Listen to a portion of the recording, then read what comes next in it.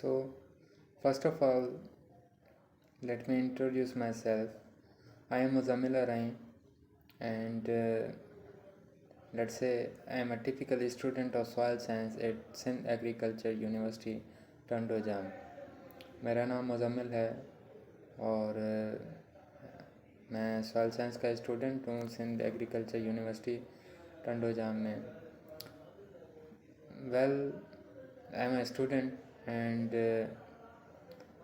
I am very excited about that. I am going to make a series of videos जिसमें मैं आपको ये सिखाऊंगा कि सॉइल साइंस होती क्या है, सॉइल साइंस है क्या, सॉइल क्या है, हमें how we can conserve our soil, how we can understand the soil sciences and all that about the soil and soil conservation related to the agriculture, and how we can utilize the soil in every manner, in every perspective of agriculture. So let's start. First of all, introduction of soil science. Before jumping into the soil sciences, we have to understand efficiently what the soil is, nature and uses of soil. हम जानते हैं कि soil science ज़रूरी है और soil science पढ़ने के लिए हमें सॉइल को समझना बहुत ज़्यादा इम्पोर्टेंट है। सो इसीलिए हम पहले सॉइल को क्लियर करेंगे कि सॉइल है क्या, then we will go through the soil sciences. So let's start introduction to the soil. Well, talking about the soil, it comes into mind that soil is the basic natural resources essential for crop production. Like water and air, soil is also a basic natural resource, but it is not enough to define soil. Actually, हमें पता है कि soil होती क्या है। जब हम soil का नाम सुनते हैं तो हमें यही लगता है कि पानी और हवा की तरह ये भी हमारा एक नेचुरल रिसोर्स है, लेकिन ऐसा नहीं है। नेचुरल रिसोर्सेज ऑल्दो है, लेकिन सॉइल को समझने के लिए इतना काफ़ी नहीं है कि ये सिर्फ नेचुरल रिसोर्स है। Let me show you why.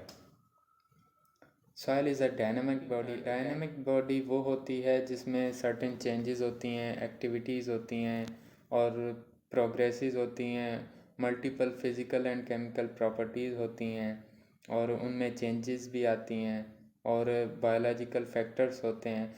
So in factors की बुनियाद पे हम सॉइल को as a dynamic body consider कर रहे हैं। So let's understand the soil. Soil is defined as the unconsolidated material, either mineral or organic material, on the immediate surface of the earth that serve as a natural medium for growth of land plants. अब first of all understand what the unconsolidated and consolidated is.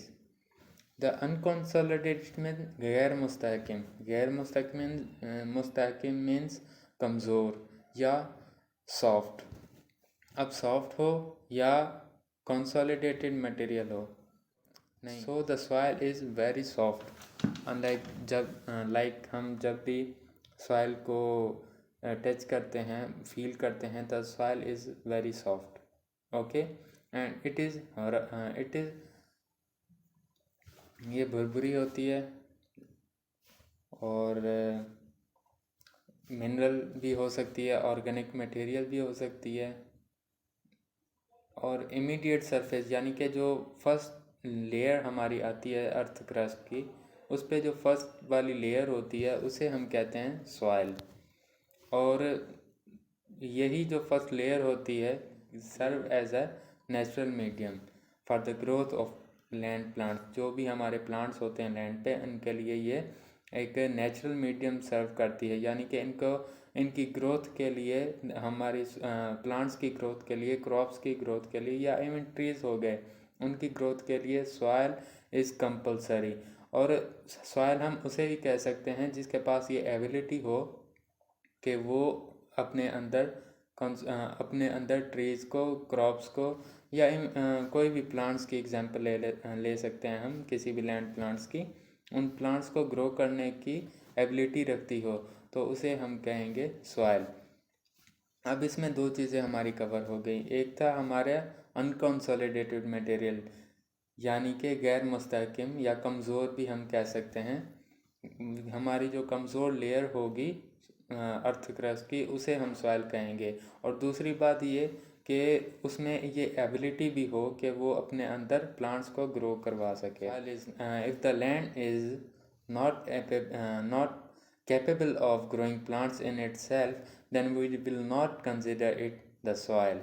अगर हमारी कोई भी land वगैरह है, या even सड़कें वगैरह जो भी हमारी होती हैं, जो एज अ सपोर्ट या हमारे नेचुरल मीडियम होता है for support of living organism, जिस पे हम चलते हैं, ट्रांसपोर्टेशन होती है, अगर उसमें प्लांट्स वगैरह ग्रो करने की एबिलिटी नहीं है, वो कैपेबल नहीं है प्लांट्स को ग्रो करने के, तो हम उसे भी सॉइल कंसिडर नहीं करेंगे, फिर चाहे वो अनकंसोलिडेटेड ही क्यों ना हो, चाहे फिर वो मिनरल और ऑर्गेनिक मटेरियल ही की बनी क्यों ना हो।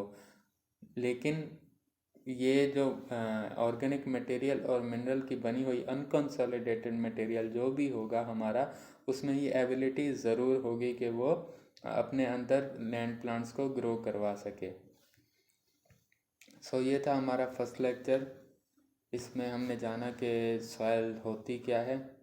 So again I am telling you that soil is most important, and we will go through all the soil sciences, जिसमें हम सीखेंगे all the aspects relating to the agriculture, और किस तरह हम यूटिलाइज कर सकते हैं अपने सॉइल को फॉर द सस्टेनेबल एग्रीकल्चर।